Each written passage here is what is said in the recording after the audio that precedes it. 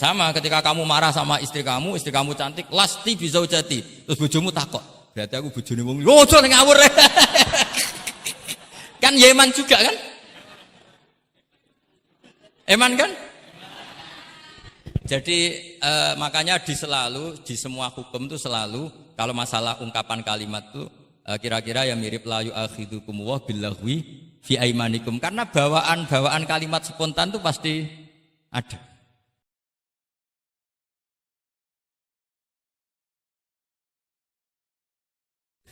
Di antaranya redaksi yang terdapat dalam kitab Bujairami Al-Khatib, dan ini juga dikutip di dalam kitab I'anatul Thalibin ketika membahas soal apakah ad-dukhon itu dapat membatalkan puasa atau tidak.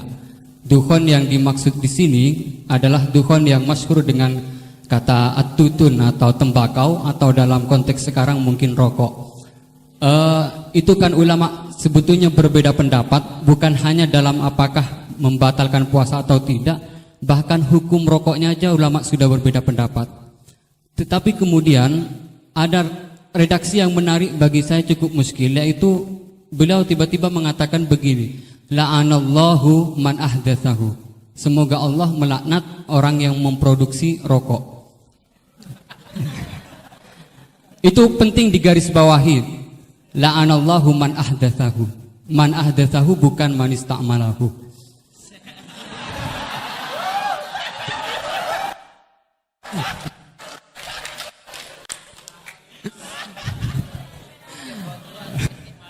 Ini cukup kriminal karena ngomongnya di dalam pesantren yang cukup itu menjadi di negara Indonesia.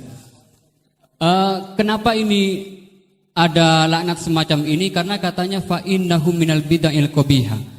Tetapi maksud saya, kenapa ulama ini sampai melaknat padahal hukum rokok itu saja merupakan furu'iyah yang memang sudah sewajarnya terdapat khilaf. Sementara saya sebagai santri NU Tulen itu mengenal memiliki ulama-ulama yang atau kiai-kiai yang luas, yang bukan hanya tidak mau mencaci maki apalagi sampai melaknat, bahkan mengkafirkan pun itu merupakan pantangan.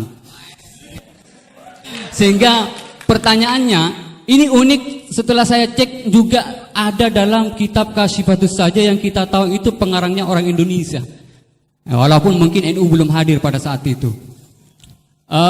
Jadi pertanyaan saya untuk redaksi ini, apakah dalam syariat Islam atau fikih utamanya itu memang ada pembenarnya melaknat orang lain atau dalam tanda kutip mendoakan orang lain jelek? Mungkin hanya itu. Terima kasih. Assalamualaikum warahmatullahi wabarakatuh. Ini jam berapa?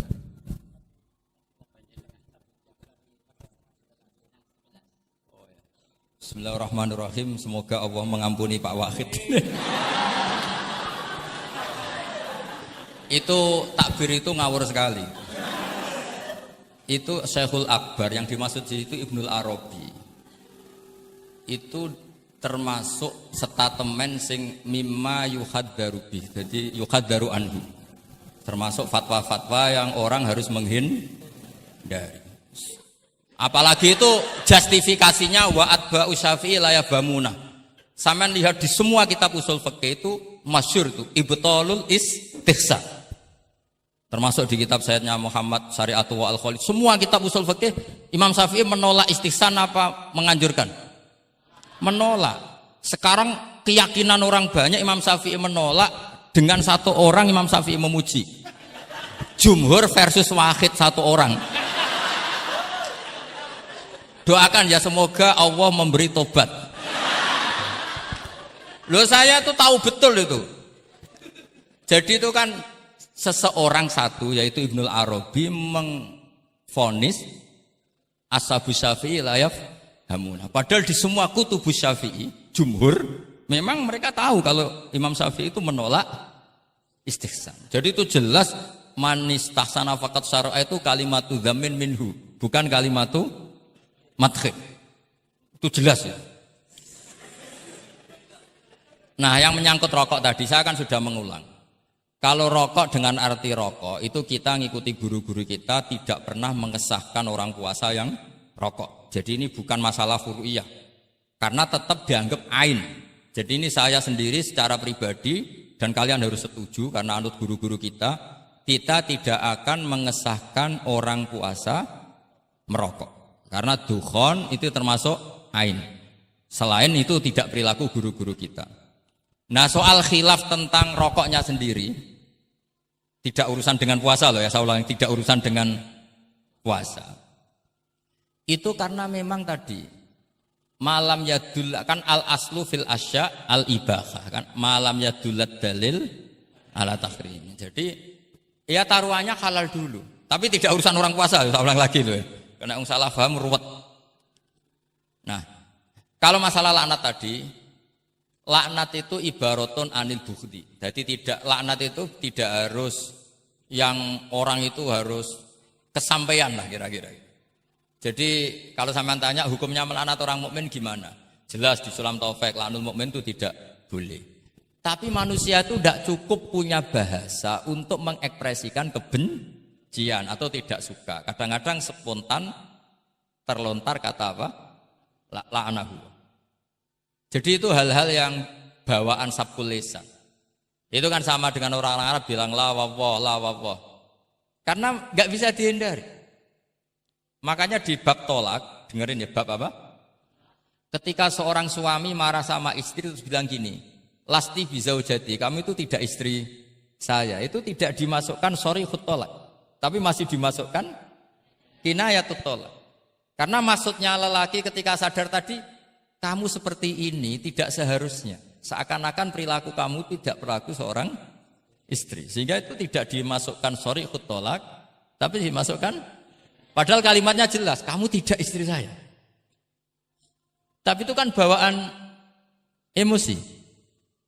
Itu kan seperti kiai baru duko. Ora santriku nak sing penggaweane kodok. Nah sekali-kali kiai ini takut. Terus kalau santri ini tiang lintu, yo ora ngawur. Karena yo ora trimo nak santri ini dipek wong liya kan gitu. Pasti juga gak terima kan kalau diakui orang lain. Sama ketika kamu marah sama istri kamu cantik, lasti bizaujati. Terus bojomu takut. Berarti aku bojone wong liya. Ojo ning ngawur. Kan ya eman juga kan? Eman kan? Jadi makanya di semua hukum itu selalu kalau masalah ungkapan kalimat itu kira-kira ya mirip la yu'akhidukum wa billahwi fi aimanikum, karena bawaan kalimat spontan itu pasti ada. Makanya dulu ada sahabat yang nyuwun sewu Nabi ngendikan papa gitu, terus agak terganggu itu. Padahal Nabi ngendikannya ya spontan, tapi tidak sampai laknatullah. Akhirnya Nabi, "Dah kamu enggak usah susah. Fa'ayul muslimina adaituhu aw sababtuhu aw syatamtuhu wa laysa dzalika ahlan wa la ahlan lidzalik apa faj'al dzalika kafaratau wa zakatau wa ajra." Jadi apa ya, bawaan spontan itu pasti ada. Ya saya ulang lagi ya, ini yang kembali ke takbir tadi. Itu bahaya betul tuh. Jadi Ibnul Arabi itu termasuk tulisan-tulisannya mimma yuhadzaru anhu. Ya, pernah dengar toh? Lah yang dimaksud Syekhul Akbar itu kan Ibnul Arabi kan? Saya sangat tahu. Jadi ukurannya itu jumhur. Semua ulama Syafi'iyah, semua al-usuliyun itu mesti menceritakan apa? Imam Syafi'i tidak percaya atau tidak setuju ada istihsan. Masa orang banyak ini kamu salahkan demi statement orang satu. Idza ikhtalafal jumhur wal fardu quddima jawab. Ya, semoga ini tobat. Enggak ya, enggak apa-apa. Tapi memang bagus lah. Artinya dia mengungkapkan takbir sudah bagus. Lumayan lah, cara ukuran itu. Tapi ya musuhnya jangan saya tetap.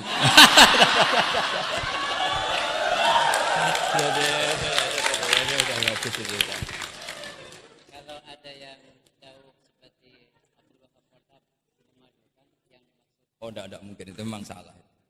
Jadi cari saja di ya ibtalul istihsan.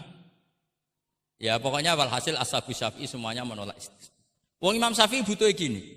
Kalau nanti ada istihsan yang baik, mintanya Imam Syafi'i jangan katakan istihsan, itu masuknya kias.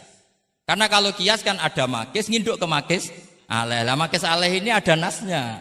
Pokoknya butuh Imam Syafi'i itu jangan sampai orang tercerabut dari akar Quran dan hadis, kemudian istihsan dengan subjektivitasnya sendiri. Dan itu kalau pakai subjektivitasnya sendiri namanya fakot syarro. Dong ya ini. Oh, alhamdulillah. Tapi ini sudah pinter loh ya, jangan terus. Ya, jadi ini menghormati Jumatan, yang jelas ini sudah 2 kali sudah cukup tuh, sudah pinter. Iya sudah. Loh, provokator. Ya, wonten ditutup Al-Fatihah.